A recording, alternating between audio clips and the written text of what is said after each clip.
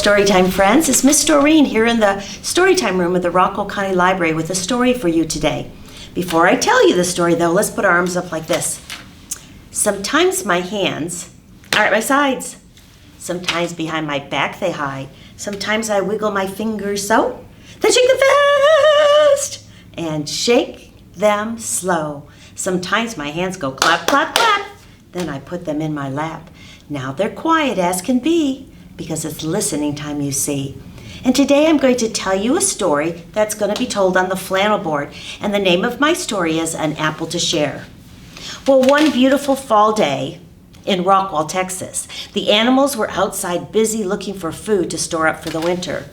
And Aunt liked to look for food at Harry Meyer's Park because she could find food at the picnic place that she couldn't find other places. And sure enough, when she got to that picnic place, she found a bright, shiny red apple. Well, Aunt was excited, and so she sang, "A bright, shiny apple all for me. I'll eat this apple and you will see. I'll be as full as I can be, 'cause I found an apple just for me." But Aunt needed to get that apple home. And she pushed and pulled and pushed and pulled and pushed and pulled, and she couldn't move that apple, not even a little bit. Aunt didn't know what to do until along to the picnic place, after a while, came Mouse. And Aunt said, "Mouse, I found this apple here at the picnic place, but it's too heavy for me to move home. Could you help me do it and we can share it?" Well, Mouse looked at that apple, and she wanted it all for herself, so she said, "No, I'll take this apple home and have it all for myself." Aunt was disappointed, but she left the apple for Mouse. Mouse was excited about that shiny red apple, and so she sang, "A bright shiny apple all for me. I'll eat this apple and you will see. I'll be as full as I can be, 'cause I found an apple just for me." Well, Mouse pushed and pulled and pushed and pulled and pushed and pulled and got the apple to move just a little bit. She pushed and pulled and pushed and pulled and pushed and pulled some more until she was exhausted, but still she had only moved the apple a very small amount.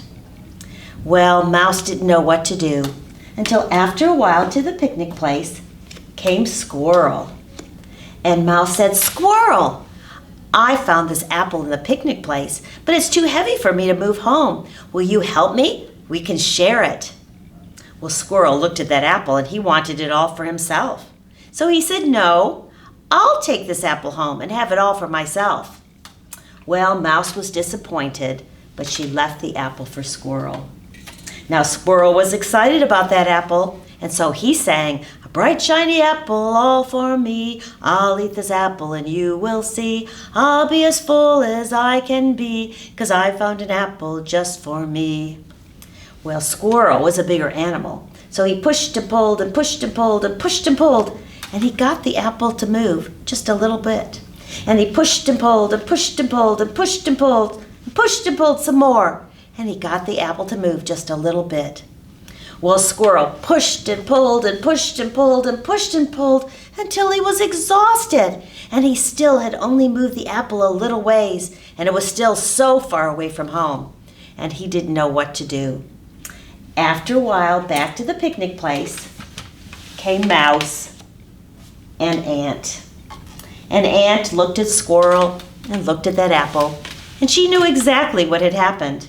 And so Aunt said, "Squirrel, I found this apple here at the picnic place, but it was too heavy for me to move, so I left it for Mouse.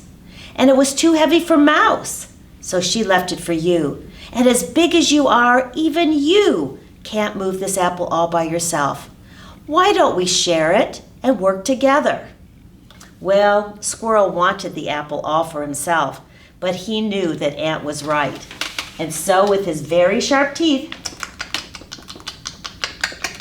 he bit that apple into 3 pieces. And Aunt took one piece, and she could carry that one home. And Mouse took the second piece, and she could take that back to her hole in the ground. And Squirrel took the largest piece and found he could carry it. And now, as they all went home with their pieces of apple, they all sang, "A bright shiny apple that we'll share. We'll eat this apple and show we care. We'll all be full and that is fair, because we found an apple we can share." And that story's called An Apple to Share. Now I've got a couple of little rhymes for you with apples, since we're doing an apple story today. And one of them you've probably done with me at story time, so you can go ahead and stand up if you want to. But to make it easier for Miss Lindsay, I'm waving to Miss Lindsay. To make it easier for Miss Lindsay, I'm just going to do it in the chair. So put your arms way up high.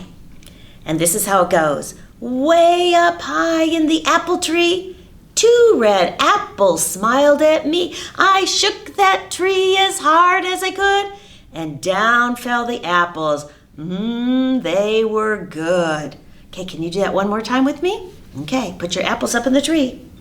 Way up high in the apple tree, 2 red apples smiled at me. I shook that tree as hard as I could, and down fell the apples. They were good. Now before we go, I've got a little rhyme for you about an apple. See my little apple here?